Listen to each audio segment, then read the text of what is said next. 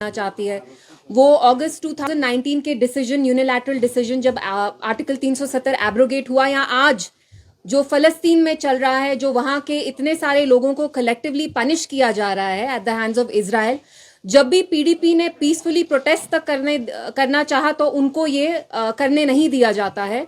कल शाम से हमारे जनरल सेक्रेटरीज जो हैं, गुलाम नबी लोन हंजूरा साहब हो या महबूब बेग साहब हो, हमारे जोनल प्रेसिडेंट्स, डिस्ट्रिक्ट प्रेसिडेंट्स, यहाँ तक कि पीडीपी के जो डीडीसी मेंबर्स भी हैं, उन सबको हाउस अरेस्ट में रख दिया है। किन्हीं को हाउस अरेस्ट में रखा है, बहुत सारे लोगों को पुलिस स्टेशंस में इलीगली डिटेन कर दिया गया है। तो 2019 से एक बहुत वारिंग पैटर्न इमर्ज हो रहा है, जहां हम देखते हैं पहले तो पीडीपी को तोड़ा गया, महबूबा जी ने जो इतने खून पसीने से एक जमात बनाई, उसमें एक स्प्लिट ऑर्केस्ट्रेट किया गया at the behest of Delhi. और उसके बाद अब जो लोग यहाँ बचे भी हैं, जो हमारी अभी भी जमात इतनी एक्टिव है, जब भी हम कोई पॉलिटिकल एक्टिविटी करने की कोशिश करते हैं इन अ पीसफुल मैनर, हम पीसफुली प्रोटेस्ट करना चाहते थे। आप लोग 3 दिन पहले यहाँ खुद आए और आपने खुद देखा कि महबूबा जी जब पैलेस्टाइन के लिए प्रोटेस्ट करना चाहती थी, उनको ऑलमोस्ट मैन हैंडल किया गया सिक्योरिटी ऑफिसर्स ने। They did not allow her to protest peacefully. So I want to ask that why is the local administration here consistently since 2019 cracking down on PDP? और आप हमें anti national करार, मतलब you denounce us as anti national, जबकि जो हम activities करना चाहते हैं वो पीसफुल है। आप खुद देख रहे हैं द इंटायर वर्ल्ड, पूरी दुनिया में कैसे millions of people are coming out on the streets, they are coming out to support Palestinian civilians, जिन पे आप देख रहे हैं कितना जुल्म और सितम हो रहा है। उनके ऊपर फॉस्फोरस बॉम्ब्स फेंके जा रहे हैं। 1500 बच्चे पिछले 2 हफ्ते में उनको मारा गया है। They are being slaughtered, entire bloodlines are being wiped, and let's not forget the Indian government's official position is that they have condemned Israel's aggression। जैसे Israel humanitarian international law flout कर रहा है, वहां उनने इलेक्ट्रिसिटी, पानी, medical supplies तक बंद कर दिया है। तो मैं यहाँ की लोकल एडमिनिस्ट्रेशन से पूछना चाहती हूँ कि आप पीडीपी पे सिलेक्टिवली ये क्यों आप बार बार टारगेट कर रहे हैं? पीडीपी के लोगों को ही बंद किया जाता है। इस साल अगस्त 5 पे जब हम प्रोटेस्ट करना चाहते थे against the illegal abrogation of article 370, तो तब भी महबूबा जी, यहाँ तक मुझे भी घर में हाउस अरेस्ट में रखा गया। और कल शाम से हमारे जो भी लीडर्स हैं, वो महबूब बेग साहब हो, गुलाम नबी हंजूरा साहब हो, they've all been placed under house arrest. And जो डीडीसी मेंबर्स हैं, जो इलेक्टेड मेंबर्स भी हैं, उनको भी आपने थाने में इलीगली डिटेन किया है। तो why are we seeing this kind of treatment meted out to PDP? आपको लगता है कि जो यहाँ की बाकी जमातें हैं, उनको शायद आप अपने अंगूठे के अंदर कंट्रोल कर पा रहे हैं? पीडीपी वाहिद ऐसी जमात है जो अभी भी जम्मू कश्मीर के लोगों के हकूक, उनके आइडेंटिटी के लिए लड़ रही है।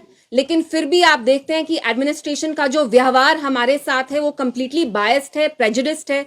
जो बाकी पार्टीज यहाँ मुख्तलिफ होती हैं, जब वो प्रोटेस्ट करना चाहती हैं, खैर प्रोटेस्ट तो कोई यहाँ करता नहीं है, लेकिन उनकी जो भी पॉलिटिकल एक्टिविटीज होती हैं उनको फुल फ्रीडम दिया जाता है, क्योंकि इन अ वे इनकी कोई अंडरस्टैंडिंग है शायद दिल्ली में। तो why is there such a brutal, a vicious crackdown on Peoples Democratic party?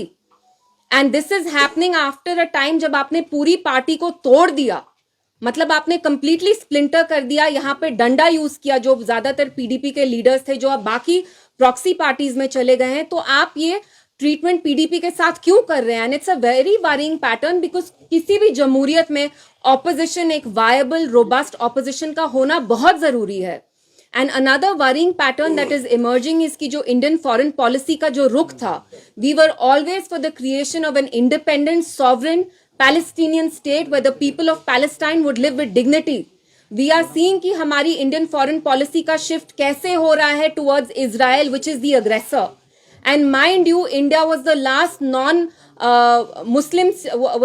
non-Muslim state to accept Israel, to recognize Israel as the state, and it was one of the first non-Muslim, non-Arab states to recognize PLO, which was the Palestinian Liberation Organization. So these are questions that I want to ask the administration कि आप बाकी जमातों को full activity करने देते हैं, वो drugs पे बात करते हैं, कॉन्फ्रेंस करने देते हैं, वो मतलब एम्प्लॉयमेंट, बाकी इश्यूज होते हैं, उन पे आप बात करने देते हैं। तो आप बस पीडीपी पे ये क्रैकडाउन क्यों कर रहे हैं? हमारे लोगों को, हमारे लीडर्स को, हमारे वर्कर्स को एंटी नेशनल क्यों आप डेनिग्रेट करते हैं? Denounce, why are you denouncing us as anti nationals? Is it a crime?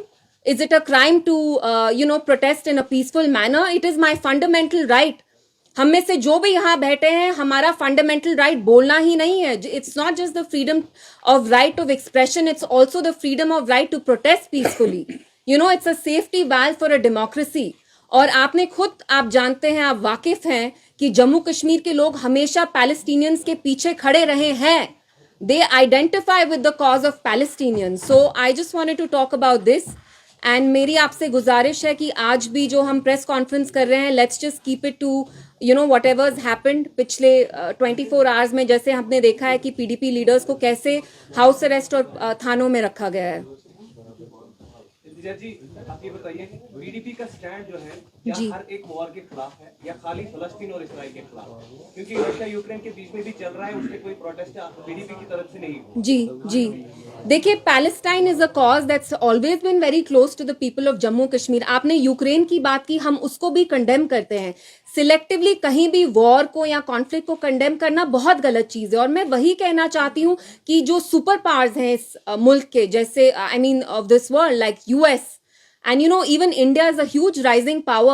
Why does US selectively condemn what's happening in Ukraine? But आप खुद देखिए, फलस्तीन में 1500 से 2000 बच्चे, उन पे फॉस्फोरस बॉम्ब्स गिराए जा रहे हैं. आप पूरे फैमिली लाइन्स को निकाल रहे हैं. सो one should not selectively condemn any conflict or war, because किसी भी वॉर में वो बच्चे हों, औरतें हों, आदमी हो, they suffer a lot. तो हमने इस पे भी प्रोटेस्ट करना चाहा, आप उस पे भी प्रोटेस्ट करना नहीं, आप नहीं चाहते कि कश्मीर में किसी भी चीज का प्रोटेस्ट नहीं हो, पीसफुल प्रोटेस्ट भी आप नहीं करने देते हैं. तो what is this? At the same time इमदाद भी भेजी जा रही है गाजा हिंदुस्तान की तरफ से. जी. खासकर आज ही एक बयान सामने आया है कि नरेंद्र मोदी ने उनसे बात भी की है अब्दुल्ला से.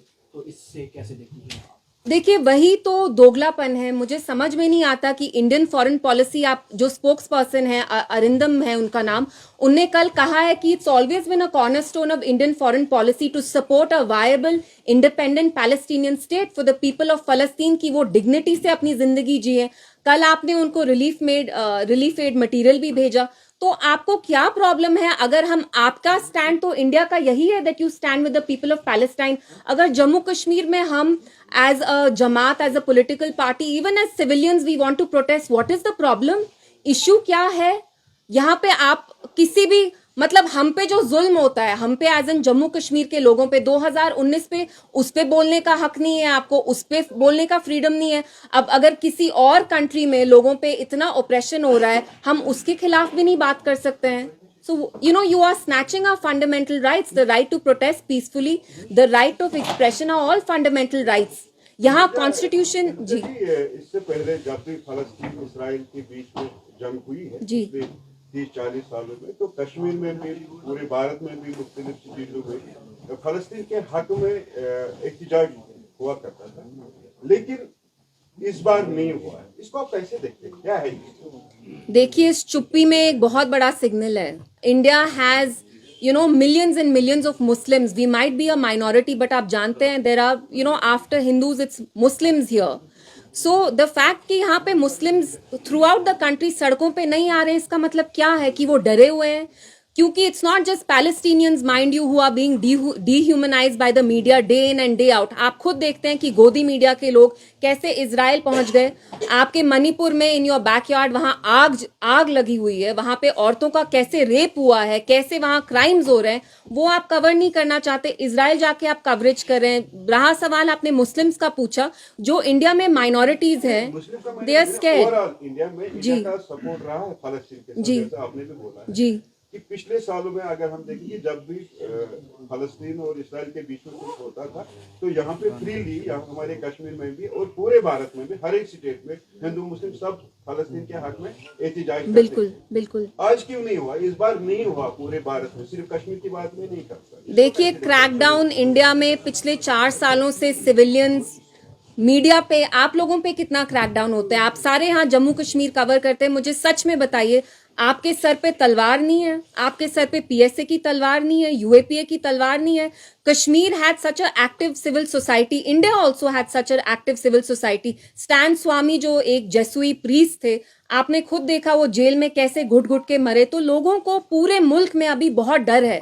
उनको लगता है कि अगर आप सड़कों पे आके किसी के बारे में भी प्रोटेस्ट करें, आपको जेल में डाल दिया जाएगा, whether it's under anti terror law और दे विल यूज ईडी और सीबीआई और वन स्टेट एजेंसी और the other. So I would say कि जो इंडियंस हैं वो अभी बहुत डरे हुए हैं। They understand कि BJP government is, has launched an extreme crackdown on people when they protest. So शायद उसी डर की वजह से वो सड़कों पे अभी नहीं आ रहे हो। Ma'am, how do you see the statement initially given by PM Modi against the Israel? Now his statement is pro-Palestine.